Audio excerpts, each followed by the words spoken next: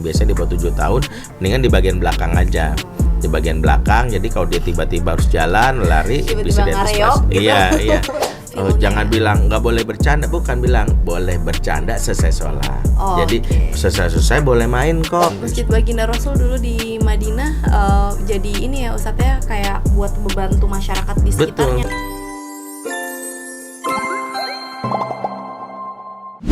Bismillah, assalamualaikum, ketemu lagi di Cerita Caca bersama dengan Ustadz Benri. Nah sekarang masih ngomongin tentang gimana cara kita bisa mengajarkan sholat raweh nih Ustadz, masih tentang bulan Ramadan. Gimana cara kita bisa mengajarkan sholat raweh kepada anak-anak kita? Bismillah ya. Poin pertama adalah ibadah tarawih ini bukan ibadah yang mudah bagi orang dewasa pun. Kadang-kadang masih ada yang namanya aduh kok lama banget ya, karena ini berkaitan durasi. Yang kedua juga berkaitan juga dengan jam biologis, karena kan ini jam yang lebih banyak di tarawih itu kan dilakukan ba'da isya. Dan pastinya ada beberapa anak tuh pastinya juga merasakan kondisi yang pastinya ngantuk dan sebagainya. Maka poin pertama ada di preparation, persiapannya. Jadi kalau anak bahkan di bulan Sya'ban pun sudah dikondisikan ada ibadah di mana kita jelaskan keutamaannya, bagaimana sholat itu kita beramai-ramai ya, kita beribadah yang pahalanya itu disiapkan oleh Allah. Jadi kita jelaskan ada tabungan kita yang ada di dunia. Mama punya tabungan di bank ini, tapi mama juga punya tabungan di akhirat. Ya, tabungan itu dari ibadah-ibadah yang sebenarnya tidak diwajibkan, tapi kita kalau melakukannya itu mendapatkan pahala. Sesuatunya adalah ibadah sunnah. Nah, tarawih itu adalah yang paling besar pahalanya di bulan Ramadan, karena ibadah sunnah yang pahalanya itu besar sekali. Kita lakukan, tabungan kamu nanti besar gitu. Nah, apa yang bisa kita lakukan? Satu, bahwa anak-anak juga kita persiapkan. Pertama adalah supaya dia tidak merasakan ya bagaimana kondisi berat, maka salah satunya adalah jangan sampai dia berbuka dengan kondisi yang kenyang sekali, karena kenyang itu pasti ngantuk.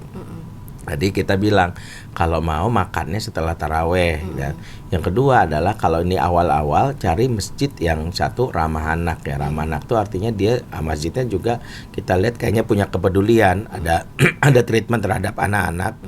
Bahkan kalau perlu kita cari masjid yang juga dia misalnya adalah membantu anak-anak itu untuk bisa misalnya memiliki tempat khusus gitu ya untuk ibadah. Yang ketiga juga kalau bisa cari masjid yang tidak terburu-buru ya. Dan kalau memang ada untuk tahapan pertama yang 11 rakaat ya, walaupun mungkin kita mazhab yang berbeda, karena ini melatih anak 11 juga nggak apa-apa. Tapi yang paling penting adalah kalaupun kita mau mengajak anak ke masjid yang misalnya 23, karena kita 23, kita tidak membatasi anak, 2 rakaat pun nggak masalah, karena lagi-lagi namanya latihan. Jadi kalau anak misalnya mau duduk saja, tapi kita kondisikan nggak masalah. Nah, agar dia tidak bercanda dan sebagainya, nggak lari-lari, maka kondisikan anak di rumah itu pakai pakaian yang benar-benar khusus untuk sholat. Salah satu yang membuat anak-anak kenapa mudah berlari, bercanda saat dia berada di masjid, karena dia pakaiannya pakaian main. Jadi pakaian main di bawah sholat pasti dia vibe-nya vibe main gitu. Makanya kenapa dulu kalau tradisi salafus soleh, ibu-ibu di zaman dahulu tuh kalau anak mempersiapkan mau anak sholat ke masjid, itu sampai pakaian gamis, pakai imamah gitu. Karena itu minimalnya membuat dia sadar bahwa saya ini sedang mau sholat gitu. Imamah tuh yang dipakai ini sebagai yang kalau dulu tuh yang kafayah itu yang sebagainya, yang diikat di kepala gitu ya, yang sorban seperti itu, atau dia pakai pakaian gamis gitu ya. Minimal kalau pakai pakaian gamis misalnya itu anak-anak secara aktivitas pergerakan kan terbatasi karena lari pun susah gitu ya. Itu membantu mereka ya. Kalau sarung bisa diangkat langsung lari gitu ya. Seperti itu membantu banget. Nah, makanya kita siapkan. Nah, abang mau ikut sholat kan sama ayah gitu. Kalau dia anak laki-laki, yuk mau misalnya kakak mau ikut sholat kan sama mama, ayo berpakai pakaiannya, disiapin baju khususnya. Kalau dia seorang perempuan ada mukena khususnya, ini dipakai khusus. Jadi dia datang ke masjid sejak awal berbeda dengan niat untuk main. Sambil kita bilang bahwa kalau nanti selesai pulangnya boleh nanti beli makanan atau beli minuman. Kalau memang dia dekat dengan tempat jajannya, itu juga membantu anak.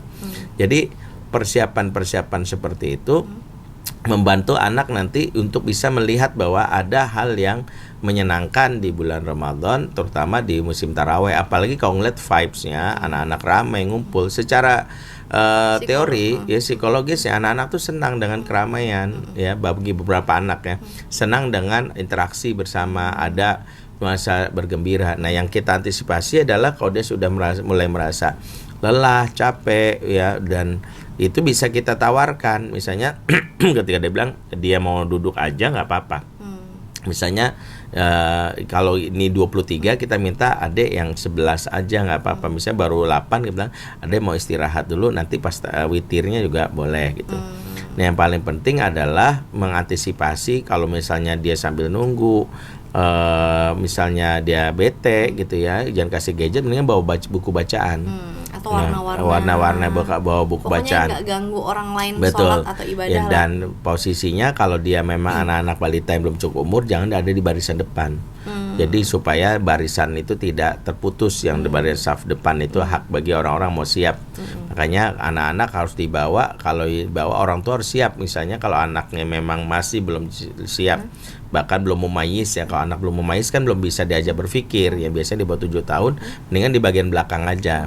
Di bagian belakang, jadi kalau dia tiba-tiba harus jalan lari Tiba-tiba bisa ngareyok diantisipasi. gitu. Iya Nggak nggak ada apa-apa masalah seperti itu. Nah, kalau tadi Ustadz bilang kalau yang dipakai orang-orang Iya, salafus zaman imamah, dulu, iya. itu tuh buat cewek cowok sih Ustadz? buat cowok Oh, buat ya, cowok. yang biasa kalau sorban yang yang sebagai panjang ya gitu. itu Tapi kalau anak-anak sekarang pakai sarung gitu buat dia ngerasa dia sholat gitu nggak ya apa-apa juga nggak ada kan? masalah gitu. Cuman tadi secara teknis sarung itu membantu anak untuk sholat ya, tapi pakaian yang lainnya itu kalau kaos dia tetap menganggap itu main. Oh, makanya kalau nggak belinya baju koko. Iya, pakai baju koko. Jadi pakai Benar-benar sarung, pakai baju koko. Jadi rasanya ini udah bukan baju main betul. gitu. Karena memang itu mereka diberitahu kita mau sholat, dan harus disampaikan bahwa kita bilang jangan bilang nggak boleh bercanda, bukan, bilang boleh bercanda selesai sholat.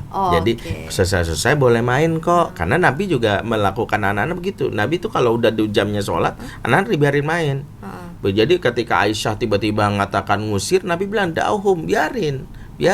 Jadi kadang-kadang kita ini terlalu kaku dalam memperlakukan masjid.